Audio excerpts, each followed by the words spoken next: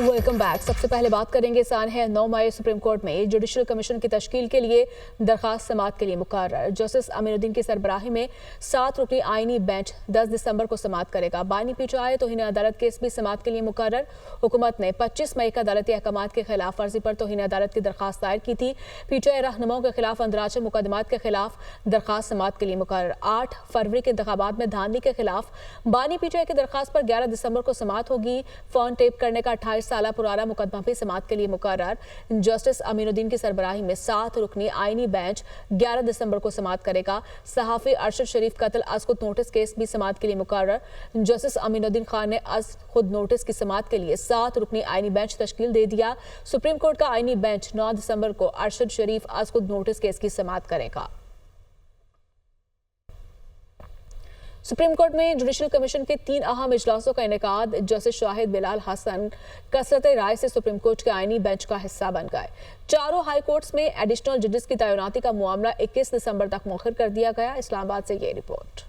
Supreme court میں judicial commission کے 3 اہم اجلاس۔ پہلے اجلاس میں پشاور ہائی کورٹ، دوسرے اجلاس میں سندھ ہائی کورٹ کے ججز کی تعیناتی پر غور کیا گیا۔ تیسرے اجلاس میں اکثریت رائے سے جسٹس شاہد بلال حسن کو سپریم کورٹ کے آئینی بینچ کا حصہ بنا لیا گیا۔ ذرائع کے مطابق چاروں ہائی کورٹس میں ایڈیشنل ججز کی تعیناتیوں کا معاملہ 21 دسمبر تک مؤخر کر دیا گیا، جبکہ سندھ ہائی کورٹ کے آئینی بینچ کے لیے جسٹس عدنان کریم اور جسٹس آغا فیصل کو نامزد کیا گیا ہے۔ اجلاس میں 26ویں آئینی ترمیم پر فل کورٹ کے ذریعے سماعت کے حوالے سے بھی گفتگو ہوئی۔ جسٹس منصور علی شاہ نے کہا کہ انہوں نے اپنے خط میں اس ترمیم کا معاملہ فل کورٹ کے سامنے مقرر کرنے کا کہا تھا۔ چیف جسٹس یحییٰ آفریدی نے تجویز کی مخالفت کرتے ہوئے کہا کہ آئینی مقدمات کی سماعت کے حوالے سے فیصلے آئینی کمیٹی کرے گی، یہ اختیار جوڈیشل کمیشن کے پاس نہیں ہے۔ چیف جسٹس کی رائے کو اکثریتی ممبران کی حمایت حاصل رہی۔ ذرائع کے مطابق ججز کی تعیناتی کے رولز بنانے کا معاملہ بھی اجلاس میں زیر بحث آیا۔ اکثریتی ارکان کی رائے تھی کہ رولز بنانے کے لیے ایک ذیلی کمیٹی تشکیل دی جائے۔ کمیشن نے ذیلی کمیٹی بنانے کا اختیار چیف جسٹس پاکستان کو دے دیا۔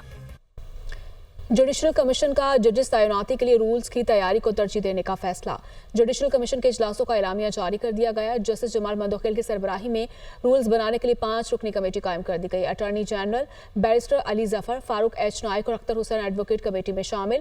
اعلامیے کے مطابق کمیٹی کو سیکرٹری جوڈیشل کمیشن اور ریسرچ آفیسرز کی خدمات بھی حاصل ہوں گی۔ 15 دسمبر کو جوڈیشل کمیشن رولز کا مسودہ تیار کر کے ارکان کے ساتھ شیئر کیا جائے گا۔ اجلاس میں جسٹس شاہد بلال حسن کو آئینی بینچ کا رکن بنانے کی منظوری۔ کمیشن کے دوسرے اجلاس میں پشاور ہائی کورٹ کے ایڈیشنل ججز کی تعیناتی کا معاملہ مؤخر کر دیا گیا۔ سندھ ہائی کورٹ میں ایڈیشنل ججز کی تعیناتی بھی 21 دسمبر تک مؤخر کر دی گئی۔ جسٹس عدنان الکریم میمن اور جسٹس آغا فیصل کو سندھ ہائی کورٹ آئینی بینچ کا رکن تعینات کرنے کی منظوری دی گئی۔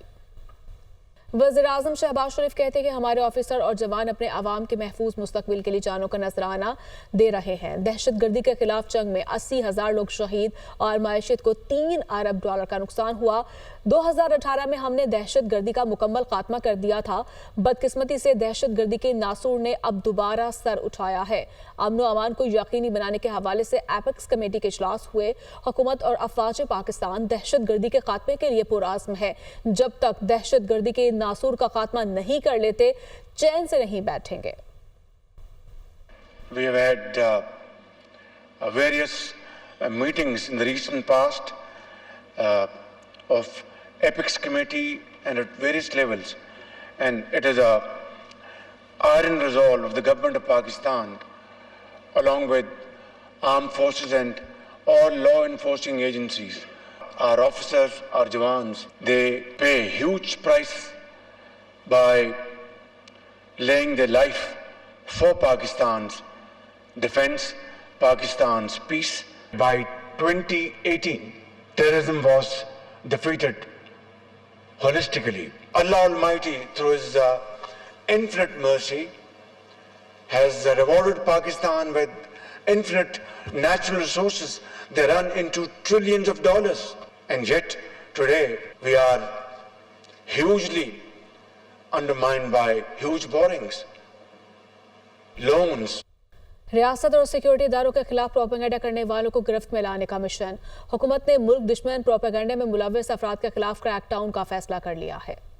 ریاست اور سیکورٹی اداروں کے خلاف پروپیگنڈا کرنے والوں کے خلاف شکنجہ تنگ کرنے کا فیصلہ۔ ملک دشمن پروپیگنڈے میں ملوث افراد کے خلاف کریک ڈاؤن کی تیاریاں کر لی گئی۔ ذرائع کے مطابق پروپیگنڈے میں ملوث افراد کے خلاف کارروائی کے لیے سیکورٹی اداروں اور FIA سائبر کرائم کی مشترکہ ٹیمیں تشکیل دی جائیں گی۔ وفاق اور صوبائی سطح پر ٹیموں کو گرفتاری اور تفتیش کے اختیارات حاصل ہوں گے۔ مشترکہ ٹیموں کو PTA اور متعلقہ اداروں کی مکمل معاونت بھی حاصل ہوگی۔ ذرائع کا کہنا ہے سائبر کرائم سے متعلق ٹیمیں وفاقی حکومت کے ماتحت کام کریں گی۔ ٹیمیں سوشل میڈیا ایپس پر اکاؤنٹس کی تفصیلات معلوم کرنے کی ذمہ دار ہوں گی۔ ٹیموں میں سائبر سیکورٹی ماہرین بھی شامل ہیں جنہیں تمام وسائل دیے جائیں گے۔ مشترکہ ٹیمیں ملک کے کسی بھی علاقے میں چھاپے اور گرفتاریاں کر سکیں گی۔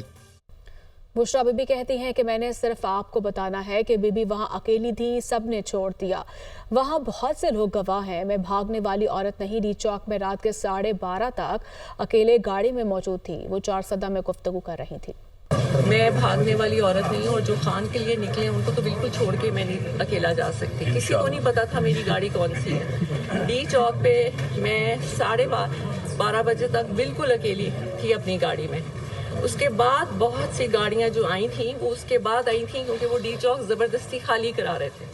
جی تو بالکل۔ بی بی وہاں سے نہیں ہٹی تھی کیونکہ خان نے نہیں کہا تھا کہ ہٹنا ہے۔ میں نے سب کو کہا تھا کہ مجھے اکیلے نہیں چھوڑنا، لیکن سب نے مجھے اکیلے چھوڑ دیا تھا اور میں وہاں بالکل اکیلی تھی۔ یہ صرف میں نے آپ کو بتانا ہے کہ بی بی وہاں اکیلی تھی اور سب چھوڑ کے جا چکے تھے۔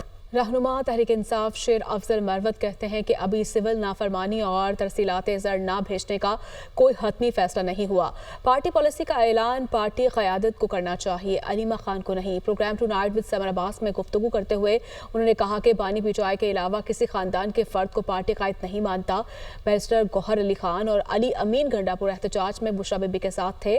ابتدا سے آخر تک علی امین گنڈاپور اور عمر ایوب بشرا بی بی کے ساتھ تھے۔ علی امین خان جو ہیں ابتدا سے لے کر اخیر تک، اور اس کے کابینہ کے چند وزراء جس میں پختونیار ایک وزیر ابنوشی ہیں وہ بھی ان کے ساتھ تھے، عمر ایوب خان بھی ساتھ تھے، اور یہ سب نے اکٹھے بکتا وزیر اعلیٰ KP نے پشتونوں کی روایات کی لاج رکھی ہے، اپنی جان پہ کھیل کے انہوں نے بشرا بی بی کو بچایا۔ یہ ماننا مجھ جیسے آدمی کے لیے اس عمر میں کہ ہم خان کی محبت میں جو ہیں ان کے اہل و عیال یا رشتہ داروں کو جو ہے اپنا لیڈر بنائیں گے، یہ کم از کم مجھ سے ممکن نہیں ہے۔ سول نافرمانی کی تحریک ابھی کنٹمپلیٹ ہو رہی ہے، ابھی فیصلہ نہیں ہوا ہے، لیکن میرا خیال ہے ابھی جو یہ قیادت کے بجائے جو ہیں علیمہ آپا اناؤنس کر رہی ہے، میرا خیال ہے یہ قیادت کا کام ہونا چاہیے۔ قیادت اناؤنس کریں، قیادت گائیڈ لائنز دیں، قیادت جو ہے بات کریں، کیونکہ اس سے جو ہے میسج جو ہے وہ یہ جا رہا ہے کہ مختلف انٹیٹیز جو ہیں وہ پارٹی کے ذمہ دار ہو گئے۔